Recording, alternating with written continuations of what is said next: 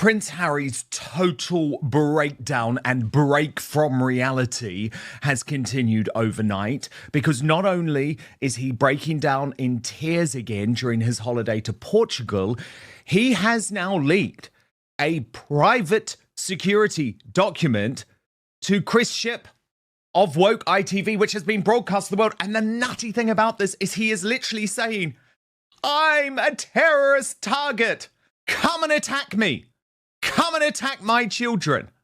This is honestly the most insane own goal I have ever seen in royal history. Actually, the only thing that should be staged for Prince Harry is some type of intervention now. And I don't even think this man should be coming to the United Kingdom at all, let alone bringing his difficult wife, and I would argue his very vulnerable children. And let me just be honest, his children ain't vulnerable because of some made-up security threat.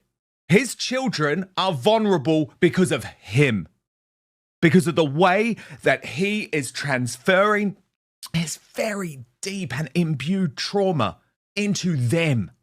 And it's sad to watch, but unfortunately, this is our issue, because Harry was warned of the consequences of leaving.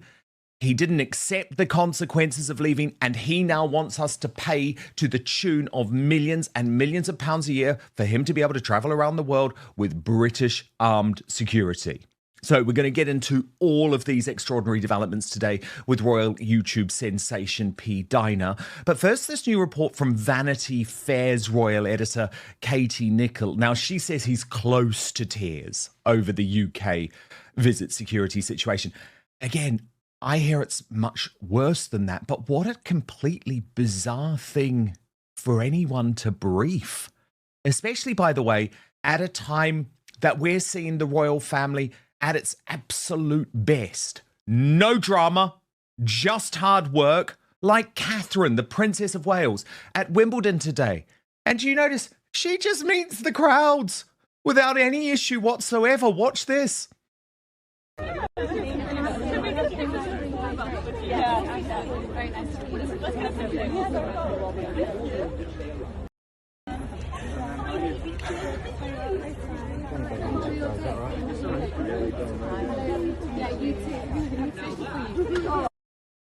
And Prince William and King Charles at the Order of the Thistle in Edinburgh, where they also privately dined as a royal family. And let's just say there is much to talk about, including this report from Katie Nicholl, briefed by Montecito, revealing that Harry, despite all of this, despite the fact that he thinks there is a genuine terrorist threat on their life, he's still intending to bring his family to the UK next week.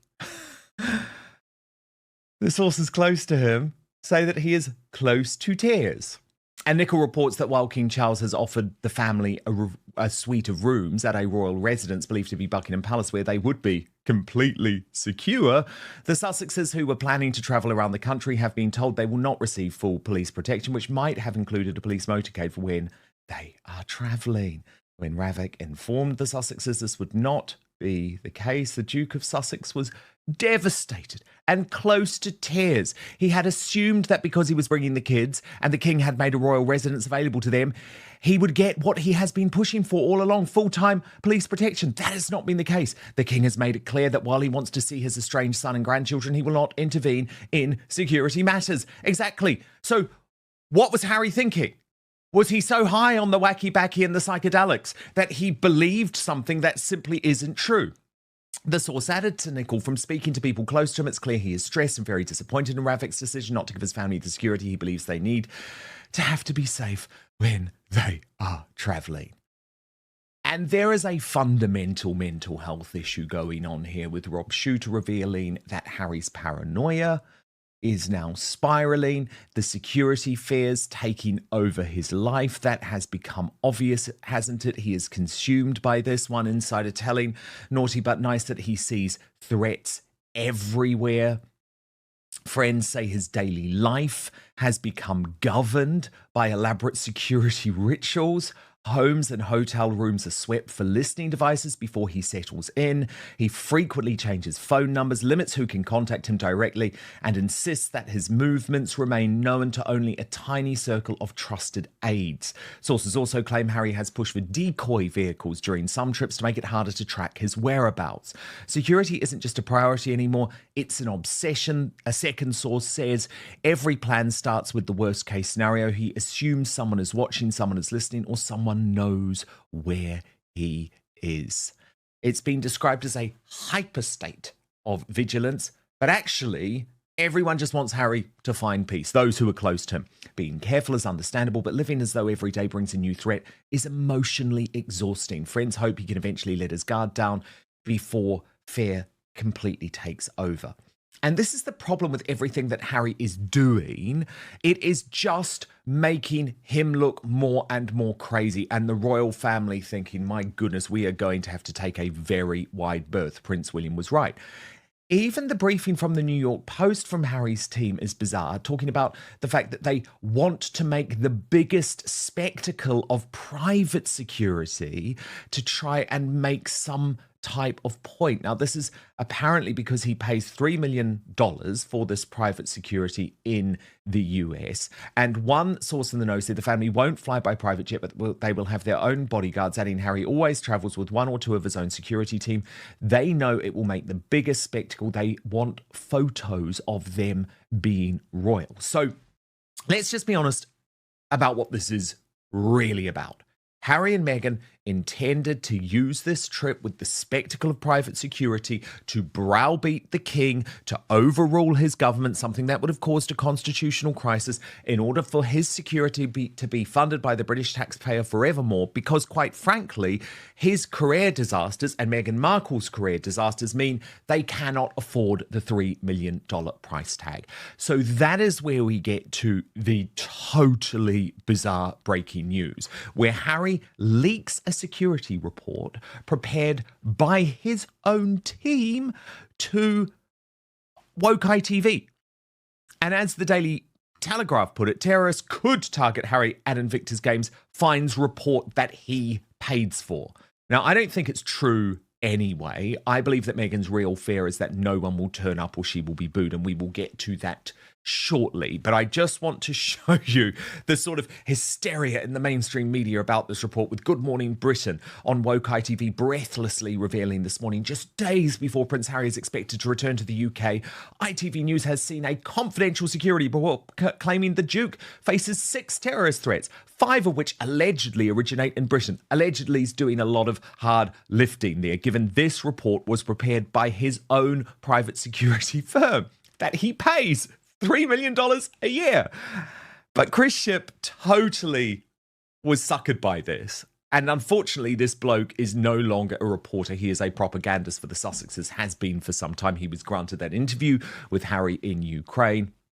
And Chris Shipp just reported this as fact, revealed why Prince Harry's safety risk is much greater in the UK than any other country, more terrorist threats against him or originate in the UK, and how the FBI alerted him of an assassination plot because of his military service in Afghanistan. Well, I'm going to pause there to say it's not his military service in Afghanistan that's the problem. It's the fact that he revealed his Taliban kill count in Spare that's the problem, which is why the royal family knew it was always going to be a disaster, Harry commercialising his life. But Chris Shipp is doing the rounds on woke ITV today, saying all of this with a straight face. So what you've learned.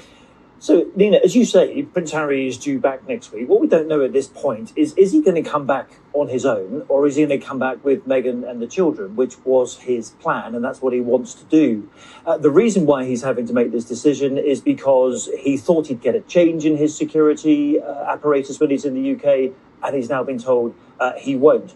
So what we've seen is a report that was submitted by Prince Harry's security team to the committee here in the UK that decides who gets what when it comes to royal protection. And what you're seeing are the propagandists, because anyone who is reporting this as anything other than a total fake ruse to bully the British royal family, bully the king, bully the British government, is not worth their salt. And totally following up on this was Cameron Walker. Now, I've told you about this guy. He is the GB News royal correspondent, but he's BFFs with Omid Scobie. He's like the new Omid Scobie. Look at his reporting here. Cameron, it sounds worrying. Yeah, this report, first reported by ITV and confirmed by GB News this morning, does claim from Prince Harry's security team, but there are 6, as you say, terror threats against Harry and his family, Meghan and the 2 children, most of which are in the UK. A mixture of jihadist terrorist plots and some right-wing extremists as well. It all sounds very scary on the surface, doesn't it? But you have to kind of also, I think, look at the context here. Harry genuinely believes that his life is under threat and therefore he should have some kind of police protection while he is in the UK. As things stand, what he gets is a phone number for a police liaison officer. Now, that's clearly many more digits than 999 if someone was running at him with a knife, for example. Oh, it's just ludicrous. Like, Harry gets what anyone else who's high profile gets. And if there is a specific threat, he will get protection. There are good people who are calling out this nonsense. Richard Eanon, I'll give him credit for this, replying directly to Chris Shipp. If this is the case, wouldn't it have been wise for Harry not to have boasted in his memoirs about how many Afghans he had killed? Or Toure Bakahai on X writing, so dumb, unemployed Prince Harry gets a garbage security report written for him, prepared for the Prince in February, and Chris Shipp publicises it. Like Dumbo is an important world leader. What an absolute farce. But I also think, according to Taz, makes a very fair point by talking about the fact that given Harry really does seem to believe this, the fact that he would still put his children in the firing line of what is just an inevitable terror attack shows how twisted he really is. She wrote, okay, hear me out. Let's just say that Harry's latest threat level report, which was pulled together by his own American security team, not suspicious at all, is true. If Harry truly feels that there is such a serious threat against his life in the UK, whereby an attack is highly likely, why on this God's green earth would he be bringing his children into that situation? If it was my loved ones, I wouldn't care if there was a team of 50 MI5 and MI6 agents continually surrounding my family. I wouldn't care. If they had the Army, Navy and Air Force escorting us places, a threat is a threat. I would not risk anything happening to those I love. There is no guarantee that the security team will be able to save your life in an attack. So he either believes that he is in terrible danger or he doesn't. If he does honestly believe it, then why would you risk the safety of your children? He either had no intentions of bringing Archie and Lily and has just used them to pressure Ravik and to emotionally blackmail his father by lying that they were coming, or he was genuinely bringing them but knows deep down that there is no major threat and he's still using the children to get what he wants. And of course, this is what it's all about. Harry getting what he wants at any cost. I personally don't believe that he does think there is a genuine threat to his life, but he knows that he has a very small window before Prince William takes the throne. Obviously, we hope that's going to be a long time in the future and that King Charles is fine, but he knows he has this small window because once he gets granted the security, I know how this works, okay? I know how this works with former prime ministers. I've spoken to them about it. You pretty much get it for life. Once you have it, it's very difficult to take it away. And there is a lot of suspicion from those in the know on this. Royally Sage posting, Harry wants people to believe his private security knows more than Ravik. He is a dunce, but the Royal Grift replied, I feel this loser is so desperate for this IPP status back that a false flag attack is looming. I can see these two harming others around them to prove to the Home Office he is a target. Sounds like Harry is foreshadowing it. And PDina, look, the problem here is that Harry has been using whatever it takes. So the fact that earlier in the year, this member of the Sussex squad who had followed people around and been pictured with Chris Shipp and loads of them in Africa, all of a sudden was a genuine threat to his life. And all he's actually doing, I believe, is encouraging an attack on him. If there is now any type of violence against Prince Harry, guess whose fault it will be, PDina? His. Because he has announced his security levels to the world. And what makes me particularly mad, and what William and Catherine will be furious about, he's actually putting other members of the royal family at risk too, PDina. He's making them all vulnerable.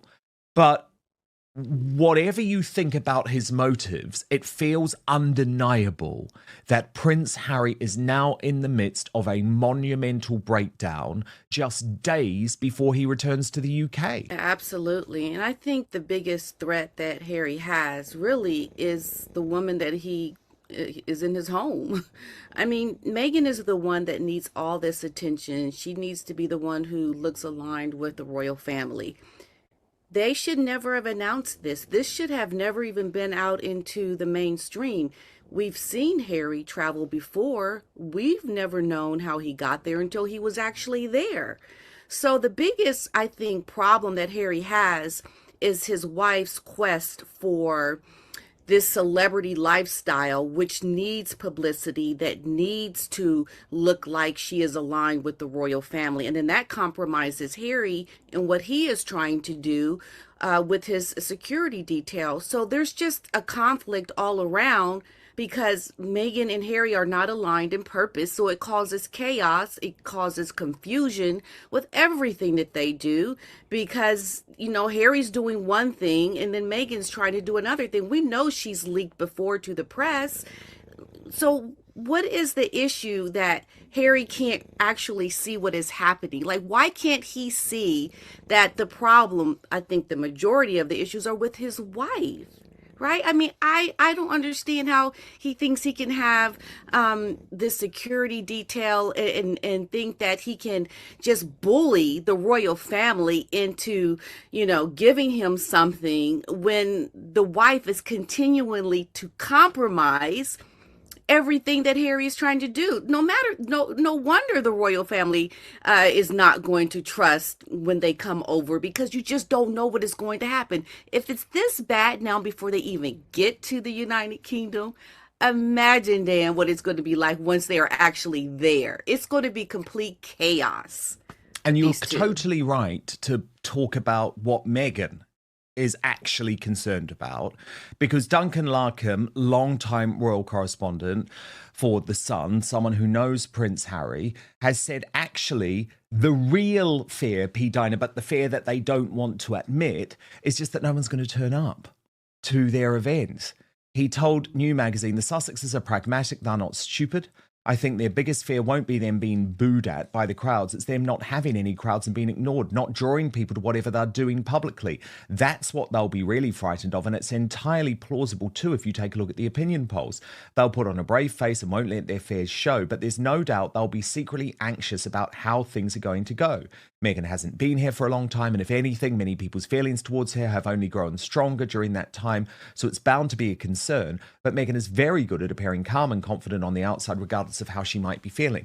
And PDina, when you think about this, I actually believe that is true. That is what Meghan is concerned about, because she had absolutely no problem, PDina, traveling to Chicago on her own, going to Colombia, going to Nigeria. I think Meghan knows there's absolutely no genuine threat here, but she doesn't want to be embarrassed, so it's much better playing into Harry's paranoia. And this is something that we've seen throughout their relationship. You know, we saw in the Netflix documentary the way that she makes Harry even more scared than he already is about paparazzis following him, for example, when she used to call the paps. You know, she's the queen of calling the paps. And she plays into it. Oh, Harry, they're going to get me. They're going to get me. And then, you know, she needs the publicity at one side, but then she acts like she's afraid of them. You know, the other times it's complete confusion with her. I think Meghan is Harry's biggest threat. That's what I believe. I think that she is never going to be in a position that is going to bring Harry the calm and the, you know, easy living type life that he, I think, really, really wants, because she wants the complete opposite of that.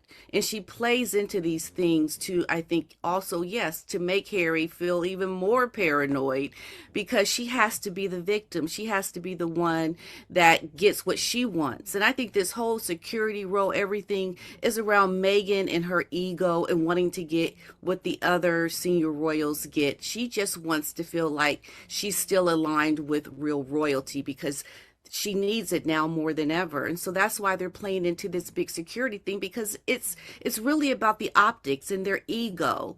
And if they really wanted this kind of security, or if they had these real issues around their lives, why not downsize? Why try to live this overly exorbitant, like multi-millionaire lifestyle, when you don't even have the funds to even fund something like that? Yeah, well, they thought Downsize this and was going do to go a things totally differently. different way, didn't they? They thought this was going to go a completely different way, and that $3 million a year for private security was never going to be a big deal. And PDina, we know that because she told Omid Scobie that she was never going to return. She was never going to return. There was no plan to Right. come back. She didn't need British security. She didn't care if Harry came and didn't have it. She wasn't coming. And all of a Right. sudden, when you're facing the fact that, oh my God, we can't even pay for this security long time, things change. But PDina, look, the stakes for this trip couldn't be any more significant now, because it was announced overnight that the verdict in the very complicated but high stakes court case against Associated Newspapers, that is the Daily Mail, will be delivered publicly at 2 p.m. on Tuesday.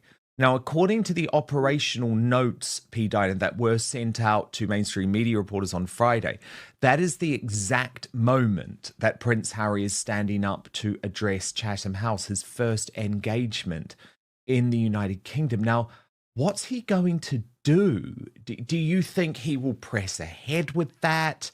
What if he's criticized in the judgment? I guess if he wins, does he want to have his moment, on the steps of the High Court? He doesn't need to have that moment, because actually the judgment, PDina, is just going to be released, on paper. It's not like it's read out in court or anything like that.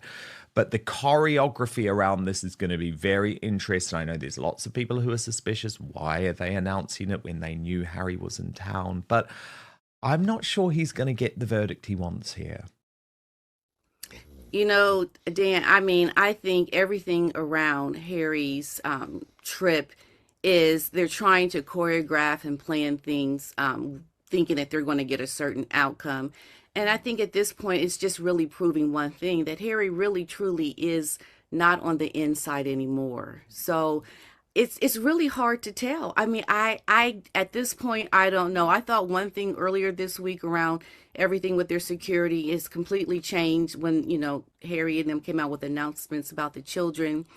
I just think it's a sign of the times with them and, their team. They just don't know a lot. And I think they just kind of take risks and see what's going to happen, because I think that's what you do when you don't really have a grasp on anything anymore, because you're on the outside. You're no longer on the inside. So it's hard to tell. Yeah, and what's so, of course, twisted about this, though, is that he's making it all about him, doesn't give a damn about what his family might be going through, or also what they're trying to focus on. And this is a big week for the royal family, PDina, especially with the activities in Scotland. Although, of course, we've also seen Catherine with the Three Peaks, Catherine at Wimbledon. But yesterday was very significant in Scotland because, of course, there was the big ceremony, and then the royal family had gathered privately for a dinner the night before. Now, that was on Princess Diana's 65th birthday, which feels particularly poignant too. Sibera alone posting, "My heart is with Prince William today. It would have been his mother's 65th at the Thistle service." And it was Rebecca English in the Daily Mail who released details of this dinner. So clearly this was briefed by Buckingham Palace. She is the head of the royal rota. They wanted the fact that this dinner was taking place to be known. And she described it as a rare family dinner, and said that probably what was really on the menu was a lot of chat about Prince Harry, but the dinner was hosted at the Palace of Holyrood House. Princess Anne was there. Prince Edward was there. And it was known in royal parlance as a dine and sleep, having dinner at the palace and staying over ahead of the order of the Thistle service. So I guess, PDina, when you think about it, it would have been a tough moment for William facing the public, facing that formal role on his mother's 65th birthday, but also knowing that it's his brother who should be there making his life easier at the moment. Because remember, that is what Diana always wanted. You know, she always wanted the spare to be there in support of the heir. Yet he's turning it all into a nightmare. And what could have actually been a very lovely celebratory dinner, given that Charles's health seems to have improved at the moment, instead would have been overshadowed by all of the stress they're feeling in regards to Harry. Yeah, it's it's quite sad. I mean, I think, Harry has brought so much stress and chaos to his family at this point that, you know, this is going to be a disaster, even bringing Meghan with him over if that does happen. Yeah, you should have been thinking about your mother during this time and having, memories and going over things with your family during these celebrations and, having a close bond still with your brother. I can't imagine trying to deal with these anniversaries of your mother's birthday and even her death and being completely estranged from your family, your brother, because of your wife. And it almost is like his mother now is taking a back seat to anything that is good about her lasting legacy and her memory during these times, because of what your wife has brought into the fold. And at some point, Harry has to see that that is the issue, that this is happening because of his wife, and it's really sad because, it's already hard not even having your mother here, but to have it, be during these times when everything is in disarray around these moments of celebration that you should be having with your family, with your brother. It just really reinforces how much you're losing, how much time is going by, and you're wasting it on a bunch of nonsense. And you're not really trying to fill this time with remembering your mother's legacy, having these celebrations about, her 65th, birthday celebration, it would have been. It seems like those things are being missed over your wife's ego and the nonsense that she has brought into your family. She's disrupted everything. And it just is really sad. And time is just going by, and they'll never get this time back again. No, they won't. But Harry also is lacking support actually now, even from his Hollywood allies. Quite a surprising dig from James Corden